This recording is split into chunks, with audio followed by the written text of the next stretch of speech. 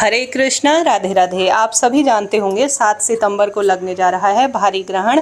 आइए बात कर लेते हैं इस ग्रहण के बारे में संपूर्ण जानकारी और नियमों की। आप जानते होंगे ग्रहण में सूतक काल भी इस बार लागू हो रहा है और सूतक पूरे 9 घंटे तक चलेगा। तो आप सभी को भगवान की पूजा कैसे करनी है, किस स्वरूप में करनी है और कौन से ऐसे उपाय करने हैं जो कि आपकी हारी बीमारी को दूर करे, रोग कर्ज संकट पीड़ा से मुक्ति करें, इस बारे में पूरी जानकारी इस वीडियो में है। अंत तक बने रहिएगा। किस राशि के लिए ज्यादा असर रहेगा, कौन सी राशि अनुसार आपको दान पुण्य करना है, इसकी भी छोटे से वीडियो में आपको जानकारी मिल जाएगी। 7 सितंबर को जो यह ग्रहण है वह रात्रि 9:57 से शुरू होगा और देर रात्रि 1:27 के आसपास इसका समापन इस बार होने जा रहा है। ग्रहण भारत में भी दिखाई देगा, इसके साथ साथ एशिया, यूरोप, अफ्रीका और ऑस्ट्रेलिया, इन सब जगहों पर बहुत सुंदर तरीके से हम सभी के जीवन में प्रभावित करते हुए चंद्र ग्रहण दिखाई देगा।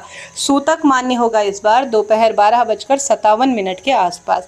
देखिए 12:57 से हमारे जो मंदिर के पट होंगे वह पूरी तरह से बंद हो जाएंगे। बड़े बड़े गली में कोई मंदिर है, आपके पूजा स्थल के कोई मंदिर हैं, भगवान को स्पर्श करना, भोग लगाना और संपूर्ण कार्य आप 12:57 से पहले पहले निपटा लीजिएगा। और साथ के साथ ग्रहण से पहले ही आप सभी को तुलसी पत्ता तोड़कर रख लेना है। ग्रहण में कभी भी तुलसी पत्ता या किसी भी पेड़ की पत्ती ना टूटने पाए, इस चीज़ का आप ध्यान रखिएगा। बात कर लेते हैं, हम इतना लंबा समय भूखे प्यासे नहीं रख सकते हैं, तो हम कैसे नियमों का पालन करें। देखिए सूतक भले ही 9 घंटे पहले से लग जा रहा है, तो इतना लंबा समय सूतक मान्य कर पाना असंभव सा प्रतीक होता है। एक तो रविवार का दिन है, सब घर पर ही हैं, तो ऐसा नहीं हो पाएगा कि इतना लंबा समय हम सभी सूतक को मान्य करें। तो आप यह कर सकते हैं कि भगवान को स्पर्श आप 12:57 के आसपास से ना करें। मंदिर के जो कपाट होंगे वह बंद कर दीजिएगा। भोजन इत्यादि जो है किया जा सकता है, संभव हो तो स्वस्थ जो व्यक्ति हैं वह 12:57 से भोजन इत्यादि पूर्ण रूप से बंद कर दीजिएगा। परंतु ऐसा असंभव सा प्रतीत होता है, तो शाम को जो है, जैसे आप पूरे 12 घंटे ऐसा न कर पाएँ तो आप सभी सिर्फ 6 घंटे भी मान्य कर लेंगे तो भी पर्याप्त रहेगा। शाम को 6 बजे से लेकर आप सभी रात्रि 1:30 बजे तक कुछ भी भोजन इत्यादि ना करें, इस चीज़ का ध्यान रखें।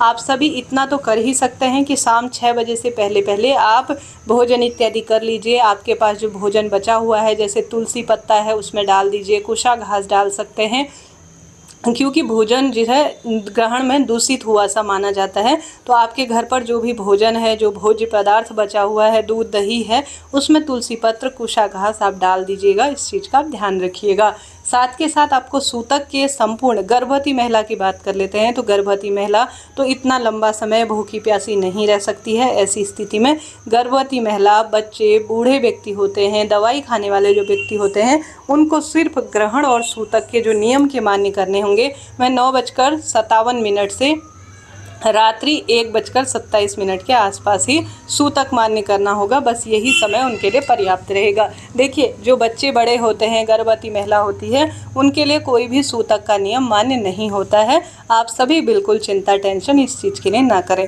इस बार जो ग्रहण लग रहा है वह कुंभ राशि के जातकों को सबसे अधिक प्रभावित करने वाला है, तो कुंभ राशि के जातकों को अपना विशेष ध्यान रखना है। साथ के साथ ग्रहण का असर देखिए, अभी सूर्य चंद्र ग्रहण लग रहा है और जब 15 दिन बाद यह जो श्राद्ध पक्ष समाप्त होगा, सर्वपितृ अमावस्या आएगी, उस दिन सूर्य ग्रहण लग रहा है। तो जीवन में चंद्र ग्रहण और सूर्य ग्रहण का सीधा प्रभाव हमारे जीवन में और मन मस्तिष्क पर पड़ता है। तो ऐसी स्थिति में आप सभी भक्तजन अपने बच्चों के हाथ से, अपने जो है पति के हाथ से, स्वयं आप ग्रहण समाप्त हो जाने के बाद आटा, दाल, चावल, सफ़ेद रंग की जो चीज़ें होती है, दूध, दही, कपास अर्थात रुई, इन सब चीज़ों का स्पर्श कराकर किसी मंदिर में दान दे दीजिएगा। अब 7 तारीख को पूर्णमासी व्रत भी है, पितरों के निमित्त तर्पण, दान, पुण्य, पूजन भी किया जाएगा। तो हम सभी कैसे करें, तो आप सभी को दोपहर 12:57 से पहले पहले अपने व्रत के निमित्त पूजन, पाठन, भगवान को भोग प्रसाद अर्पित करने का कार्य, सत्यनारायण व्रत कथा सुनने का कार्य और जो भी पितृ और देवी देवताओं से संबंधित जैसे तर्पण, पूजन, पाठन के सभी कार्य संपूर्ण कर लेने हैं, तभी आपका जीवन श्रेष्ठ और सार्थक होगा।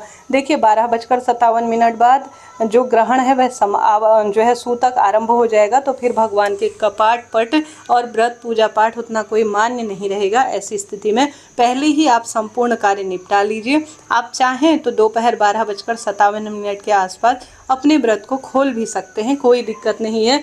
आप सूर्य भगवान को जल चढ़ा दीजिए और एक थाली में आप सभी चंद्रमा की चंदन से आकृति बनाकर या महादेव के शिवलिंग में चंद्र देवता हैं तो उनको जल चढ़ाकर आप ओम सोम सोमाय नमः कहते हुए संपूर्ण कार्य विधि कर सकते हैं। देखिए उसके बाद तो सूतक है, व्रत उपवास उतना कोई श्रेष्ठ परिणाम नहीं देगा। फिर भी आपका मन नहीं मान रहा है तो आप पूरे दिन व्रत कर लीजिए और रात्रि को जब 1:30 बज जाए अर्थात 1:57 में ग्रहण समाप्त हो जाए तो आप सभी भक्तजनों को उस समय चंद्रमा को अर्घ देकर अपने घर की साफ सफाई कर स्नान इत्यादि से निवृत्त होकर चंद्रमा को अर्घ देंगे। भगवान में मंदिर में भोग लगाएंगे, गंगा जल मिश्रित घर पर जल का छिड़काव करेंगे तो उसके बाद आप अपने व्रत को खोल सकते हैं। यह एक तीसरा तरीका है कि पूरे दिन रात आप फलाहार करें, दूसरे दिन घर की साफ सफाई कर भगवान को भोग प्रसाद लगाकर घर के मंदिर की साफ सफाई कर तो भी अपने व्रत को खोल सकते हैं। कहने का अर्थ है फलाहार इत्यादि ले कर भी इस व्रत को कर सकते हैं। तो 3 तरीके हैं आपके पास व्रत उपवास करने के, परंतु जो पूजा पाठ के कार्य हैं सूतक शुरू होने से पहले आपको परिपूर्ण कर लेने होंगे। गर्भवती महिला अपना कैसे ध्यान रखे? गर्भवती महिला बिल्कुल चिंता नहीं, बिल्कुल टेंशन नहीं, खूब पानी दूध छाछ जो आपका मन है आप रात्रि ग्रहण शुरू होने से पहले खूब अच्छी तरह से करिए, कोई चिंता नहीं। चंद्रमा की सीधी रोशनी आपके पेट पर ना पड़ने पाए इसका ध्यान रखते हुए अंधेरे स्थानों पर ना जाएं, क्योंकि इस समय जो है नकारात्मक ऊर्जा अपना प्रभाव छोड़ती है। और साथ के साथ आप सभी एक अच्छे साफ सुथरे स्थान पर सोएं, वहाँ पर लेट जाएं, अपने पास एक जल का लोटा रखें, तुलसी पत्ता उसमें डाल दीजिए और उसे सेवन करें और भगवान के नाम जाप को महत्वता दीजिए और सुंदर रूप में हनुमान चालीसा अपने पास रखिए। अपने पितरों का इष्ट देवी देवताओं का ध्यान रखें, वही आपकी सदा सर्वदा रक्षा करेंगे। तो बिल्कुल चिंता नहीं, बिल्कुल टेंशन नहीं और ज़्यादा सोचने और ज़्यादा टेंशन लेने की कोई बात नहीं है। अनावश्यक की वीडियो देखने की भी आवश्यकता नहीं। सरलतम तरीके से बस प्रार्थना कीजिए, आप सो सकते हैं, हर कार्य आप कर सकते हैं। बस जो छुरी चाकू तेज़ धारदार वाली वस्तु होती है उन्हें आपको स्पर्श नहीं करना है, बस यही पर्याप्त है। ठीक है, इस तरह से यह जानकारी थी। आशा है उम्मीद है आपके लिए उपयोगी रही होगी। और साथ के साथ ग्रहण समाप्त होने के बाद आप दान पुण्य कर दीजिए। अपने घर पर गूगल की धूप करिए, कपूर की धूप करें, गंगा जल छिड़काव करिए और साथ ही गौमूत्र इत्यादि है तो भी उसका छिड़काव कर घर की साफ सफाई करें। अपनी जो है स्नान इत्यादि के पानी में गंगा जल डाल लीजिए, यही पर्याप्त रहता है। एक सर्वश्रेष्ठ उपाय के रूप में आप यह कर सकते हैं, जो गर्भवती महिला है अपने पेट पे 3 लाइन त्रिपुंड बना लीजिए, श्री शिवाय नमस्तुभ्यम कहते हुए या गायत्री मंत्र या महामृत्युंजय मंत्र का जाप करते हुए।